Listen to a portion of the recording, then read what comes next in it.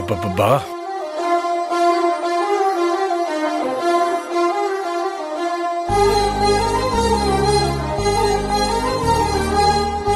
అమ్మయ్యా అమ్మయ్యా! హాస్పిటల్లో పనంటే నరకానికి దగ్గరైనట్టుంది. ఒక పక్క రోగాలతో వచ్చే పేషెంట్స్, ఇంకో పక్క చచ్చిన శవాలు. దేశంలో ఉన్న జనాభా అంతా ఈ హాస్పిటల్కే వస్తున్నారా అన్నట్టు జాతరకి వస్తున్నట్టుంది. అర్జెంటుగా ఈ యాంటీబయాటిక్ తాగకపోతే కష్టం. ఒళ్ళు నొప్పులకి డాక్టర్ గారు మందులిస్తారు. లేదండి ఈ క్వార్టర్తో మ్యాటర్ సెటిల్ అయిపోతుంది అంటే తిడతారేంటో.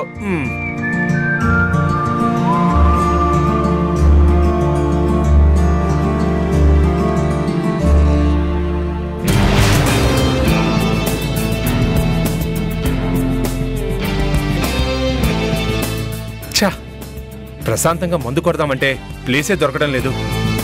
వీళ్ళ కంబడితే పనులు చెప్తారు.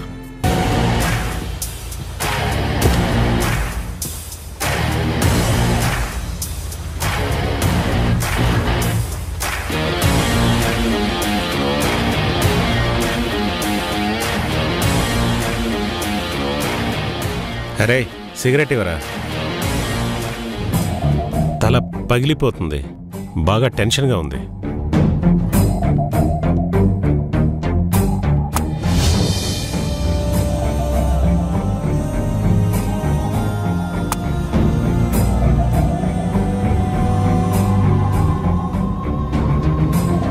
ఏంటరుణ్, ఇంతవరకు నీ కన్నుపడ్డ అమ్మాయి నీ కౌగిట్లోకి రాకుండా ఉండలేదే, కానీ సీత విషయంలోనే నీ లెక్క తప్పినట్టుంది. సీత కదరా, గీత దాటను అంది. అందుకే దాని రాతని నేను మార్చేశాను. ఏం చేశావురా?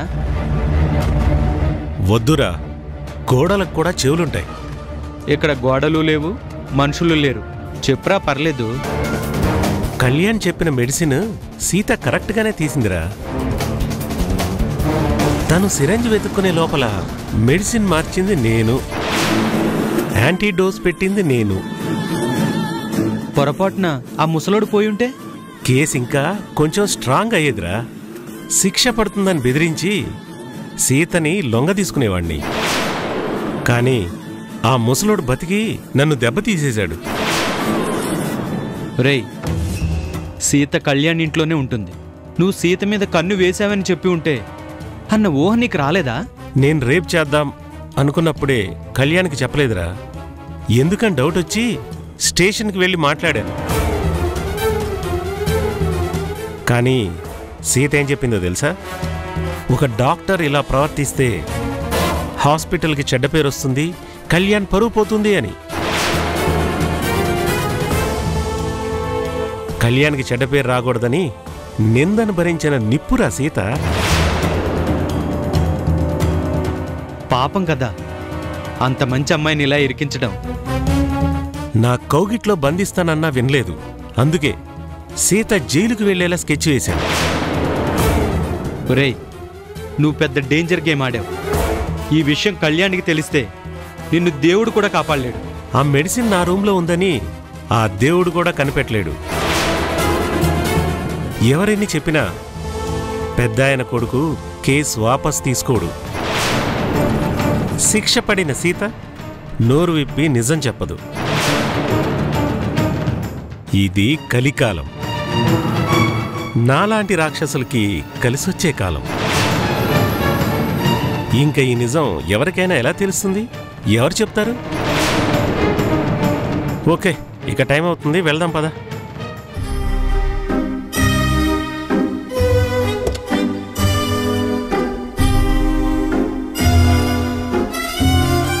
అమ్మ నా కొడక, ఇదా కదా? ఈ విషయం కళ్యాణ్కి చెప్తాను.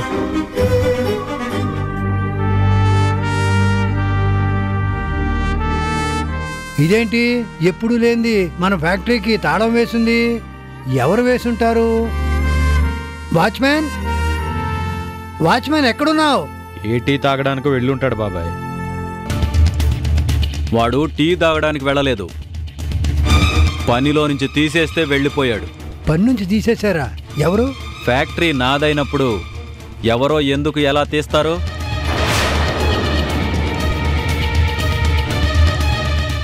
నేనే తీసేశాను. ఈ రోజు నుంచి ఫ్యాక్టరీ రన్ అవ్వదు. మీరు కూడా పోయి వేరే పని చూసుకోండి. వెళ్ళండి. ఏంటండి ఈ అన్యాయం? ఉన్నట్టుండి ఇలా ప్రొడక్షన్ ఆపేస్తేలా? అవతల పంపించాల్సిన సరుకులు చాలా ఉన్నాయి. ఆ ప్రమాదంలోనే కదా రాధాబాబుకి అలా జరిగింది.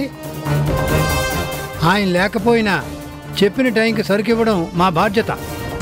తాళం తీయండి. జీతం కోసం పనిచేసే కూలీవి, నీకేంటి బాధ్యత? అదంతా నేను చూసుకుంటాను. మీరంతా వెళ్ళండి. అంటే ఏంటండి, మమ్మల్ని కూడా పనిలో నుంచి తీసేశారా? ఏయ్, తాళం వేశానంటే దాని అర్థం అదే కదా. ఇప్పటికైనా అర్థం చేసుకున్నారుగా, వెళ్ళండి. మమ్మల్ని పనిలోని తీసేయడానికి మీరెవరండి? మీకేం అధికారం ఉంది? ఈ ఫ్యాక్టరీ మీదా? కాదు, రాధాబాబుది. మేమందరం ఇక్కడ పెర్మనెంట్ వర్కర్స్. ముందు అది తెలుసుకోండి. ఏంటి, నాకే రూల్స్ చెప్తున్నావా? ఇది నా కొడుకు ఫ్యాక్టరీ. దీని మీద పూర్తి హక్కు, అధికారం నాకే ఉంటుంది. నన్ను నిలదీసే అధికారం ఎవ్వరికీ లేదు. కంపెనీ మీ కొడుకుది కాబట్టి మీకు హక్కు ఉంటుందేమో, కానీ మమ్మల్ని తీసేసే అధికారం రాధాబాబుకే కానీ మీకు లేదు. అవును, మీరు చెప్పిన మాటే రాధాబాబుని చెప్పమనండి, అప్పుడు వెళ్ళిపోతాం. ఏంట్రా వాడు చెప్పేది? నేను చెబితే వాడు చెప్పినట్టే. వెళ్ళండి. మేము ఎక్కడికి వెళ్ళాం సార్. మీరు తాళాలు తీసే వరకు ఇక్కడే దీక్ష కూర్చుంటాం. అది మీకు మంచిది కాదు. ఏంటి వీరయ్య, బెదిరిస్తున్నావా? అప్పుడు రాధా ఉన్నాడు కాబట్టి మీ ఆటలు సాగాయి. కాని ఇప్పుడు నేనున్నాను. ఇలాంటి తాటాకు చప్పుళ్లకు నేను అస్సలు బెదర్ను. ఇది బెదిరింపు కాదు సార్, కార్మికులుగా మా హక్కు. తొక్కేం కాదు. మర్యాదగా వెళితే మీకే మంచిది. లేదంటే అనవసరంగా గొడవ చేస్తున్నారని పోలీస్ కంప్లైంట్ ఇచ్చి మీ అందరి కాళ్ళు చేతులు విరిపించేస్తాను. అప్పుడు ఎక్కడా పని లేక అడుక్కుని బతుకుతారు. మీరే పోతారా లేక పోలీసులను పిలిపించాలా? రేయ్, ఈయంతో మాట్లాడి మనకేం ప్రయోజనం లేదు. అందరం కలిసి రాధాబాబుకే చెప్దాం. పదండి, పోదాం. పదండి, పదండి రా.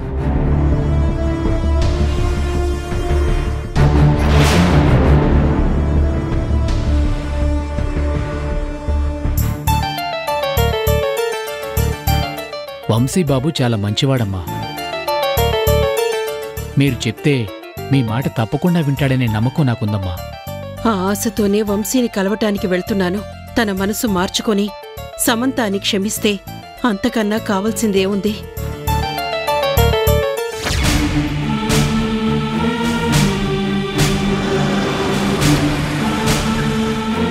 అమ్మగారు, అదిగో వంశీబాబు.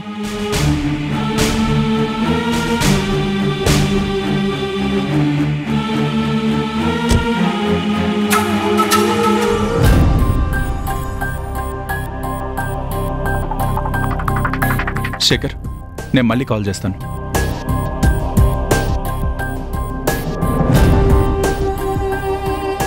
ఎలా ఉన్నావు వంశీ? మనసు చచ్చిపోయిన మనిషి ఎలా ఉంటాడు అలాగే ఉన్నాను. మీరేంటి ఇలా వచ్చారు? అమ్మగారు మీతో మాట్లాడాలని మీ ఇంటికి బయలుదేరారు బాబు. ఆ ఇంటితో అన్ని బంధాలు తెంపుకొని వచ్చేశాను. ఇంకా ఏముందని నాతో మాట్లాడడానికి?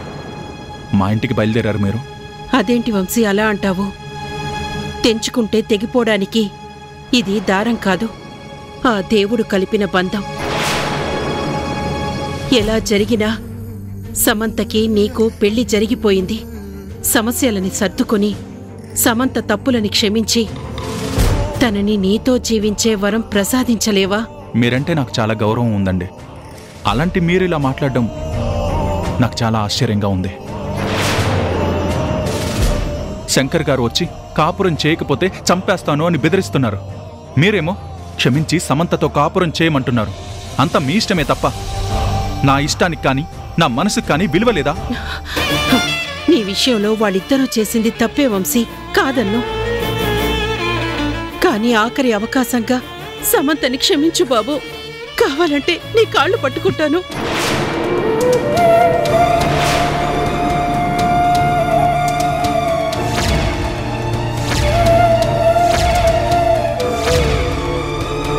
మీతో కాళ్ళు పట్టించుకునేంతలా నా కళ్ళు నెత్తిమీదకెక్కలేదండి. అలాగే సమంతని క్షమించేటంత పెద్ద మనసు కూడా నాకు లేదు. నీ ప్రేమ గొప్పదే వంశీ, కాదన్ను. కాని పెళ్లి అంతకన్నా గొప్పది. ప్రేమించుకున్న వాళ్ల పెళ్లి జరక్కపోతే అయ్యో పాపం అంటారు. అదే పెళ్ళై అమ్మాయిని భర్త వదిలేశాడు అంటే లోకం కాకుల్లా పొడుచుకు తింటుంది.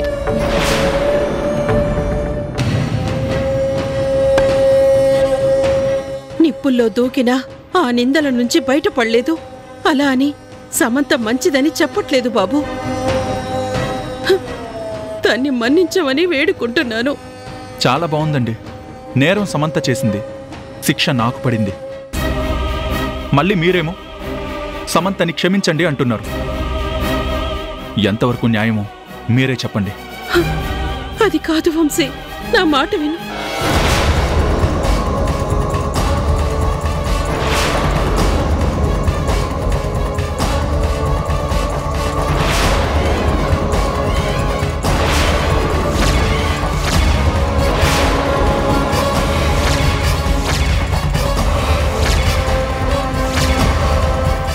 సమంతని క్షమించి కలవడం కన్నా చచ్చిపోవడం నాకు చాలా ఆనందంగా ఉంటుంది. అది మీలాంటి మంచి మనిషి చేతిలో చచ్చిపోతే నాకు మళ్ళీ జన్మ ఉన్నా ఇలాంటి బాధ ఉండదు. నేను సమంతని క్షమించలేను. నన్ను క్షమించి మీరే చంపేయండి.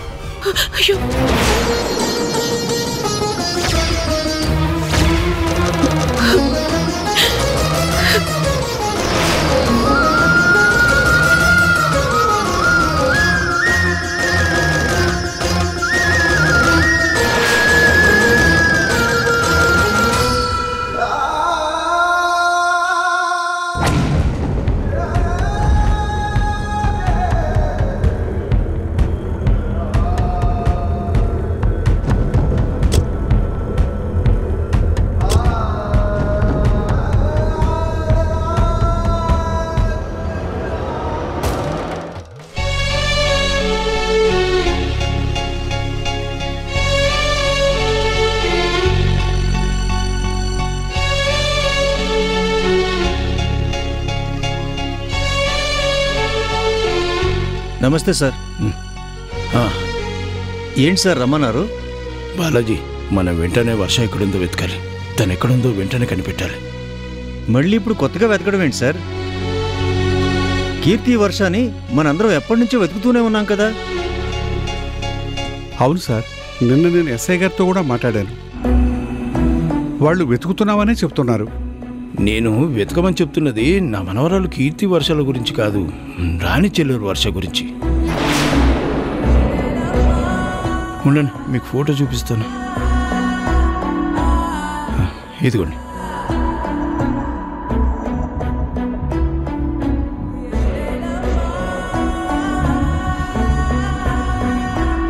బాలాజీ, వర్ష సిటీలోనే ఉంది, కానీ ఎక్కడుందో తెలియడం లేదు. అందుకే సిటీ మొత్తం జల్లెడ పట్టైనా తనని కనిపెట్టాలి. ఏం జరిగింది సార్? ఎంత సడన్గా వర్ష గురించి అంత కంగారు పడుతున్నారు? ఇన్ని రోజులు ప్రేమ కన్నా పెళ్లి గొప్పదని భావించాను. అందుకే వంశీని సమంతని కలపాలని చూశాను. కానీ వంశీ మనసులో సమంత లేదు. తనను మోసం చేసి పెళ్లి చేసుకుందనే బాధే వంశీని సమంతని కలవనివ్వకుండా చేస్తుంది. ఇన్ని రోజులు ప్రేమను మర్చిపోలేక వంశీ అలా మాట్లాడుతున్నాడేమో అనుకున్నాను. అందుకే తనను మార్చాలని ప్రయత్నం చేశాను.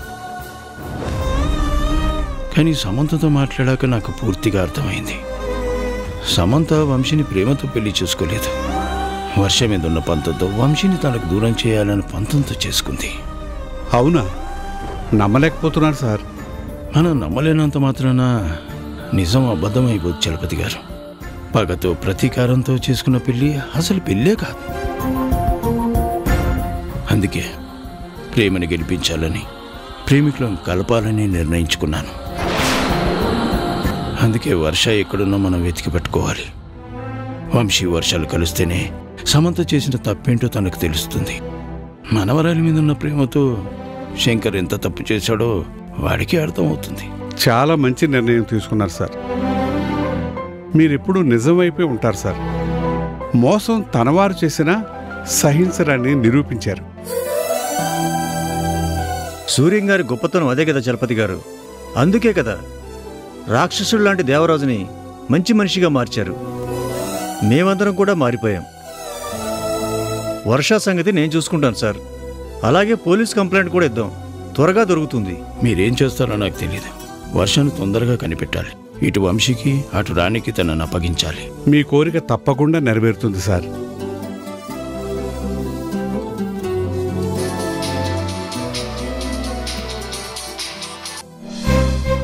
హలో, ఎవరు? బాబు గారు, నేను వీరయ్యని. వీరయ్య, బాగున్నావా? నేను బాగానే ఉన్నాను బాబు. ఫ్యాక్టరీ పరిస్థితే బాగోలేదు. ఒక్క నిమిషం ఆగు. అవునా, ఏం జరిగింది వీరయ్య?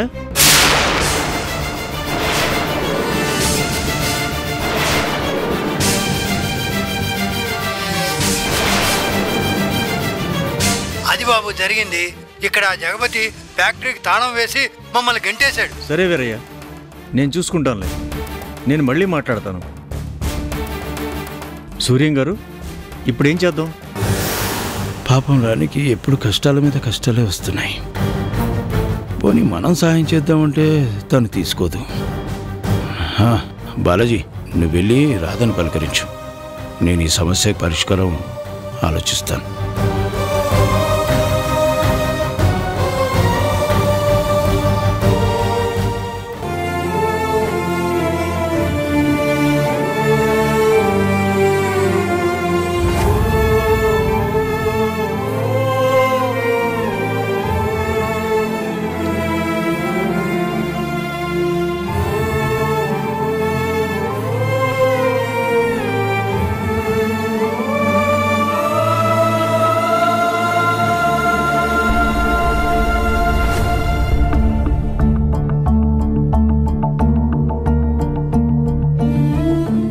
డాక్టర్ గారు, నన్ను క్షమించండి.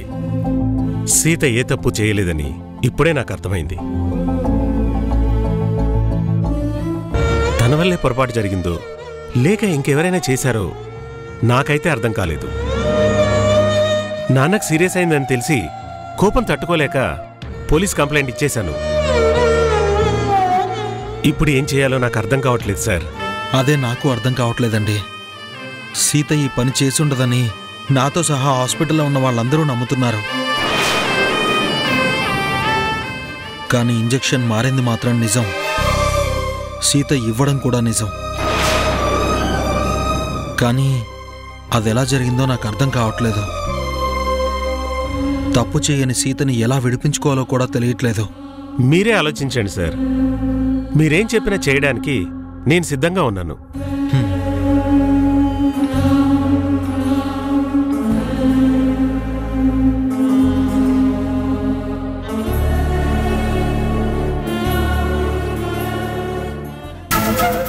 సార్, సీతమ్మ ఏ తప్పు చేయలేదు సార్. ఇంజెక్షన్ మార్చింది ఎవరో కూడా నాకు తెలిసిపోయింది. ఏంటి సీను నువ్వు అనేది? ఇంజెక్షన్ మార్చడం ఏంటి? అవును సార్, సీతమ్మ మీద కోపంతో ఇదంతా డాక్టర్ అరుణ్ చేశాడు. తప్పు సీను. సీత మీద నీకు అభిమానం ఉండొచ్చు, కానీ ఒక డాక్టర్ మీద నింద వేసే ముందు వెనక ముందు ఆలోచించాలి. అరుణ్ మన హాస్పిటల్లో ఎప్పటినుంచో పనిచేస్తున్నాడు. ఇన్నేళ్లలో చిన్న రిమార్క్ కూడా రాలేదు. అలాంటి డాక్టర్ ఇలాంటి పని చేశాడంటే హాస్పిటల్ పరువు పోతుంది. ఇలా ఆలోచించే సార్, సీతమ్మ నింద భరిస్తున్నారు. సీతమ్మ నింద భరిస్తున్నారు. చెయ్యని తప్పుకి పోలీస్ స్టేషన్లో ఉన్నారు. చివరికి తనకి శిక్ష పడినా కూడా అనుభవించడానికి సిద్ధంగా ఉన్నారు. కానీ మీ పేరుకు కానీ హాస్పిటల్ కానీ చెడ్డ పేరు రాకూడదని అనుకుంటున్నారు. ఏంటి సీను, అసలు నీకు ఇవన్నీ ఎవరు చెప్పారు? ఎవరో చెప్తే నేను నమ్మేవాడిని కాదు సార్. అరుణ్ సారు ఆయన ఫ్రెండ్ మాట్లాడుకుంటుంటే నేనే విన్నాను. ఆ డాక్టర్ అరుణ్ సీతమ్మ మీద కన్ను వేశాడు. తన కోరిక తీర్చమని సీతమ్మని ఎన్నోసార్లు బలవంత పెట్టాడు. కానీ ఆవిడ లొంగలేదు. సీతమ్మ ఈ విషయం మీకు చెప్పకుండా చాలా పెద్ద తప్పు చేశారు. దాన్ని ఆసరాగా తీసుకొని ఆవిడ్ని లొంగ తీసుకోవడానికి ఈ పని చేశాడు. తను మార్చిన మెడిసిన్ తన క్యాబిన్లోనే ఉందంట. నా మాట అబద్ధం అనుకుంటే మీరే చెక్ చేయండి సార్. ఇలాంటి వాళ్ళను వదిలేసి మంచి మనిషికి శిక్ష పడకూడదని నేను చెప్తున్నాను సార్. అవునా? పద.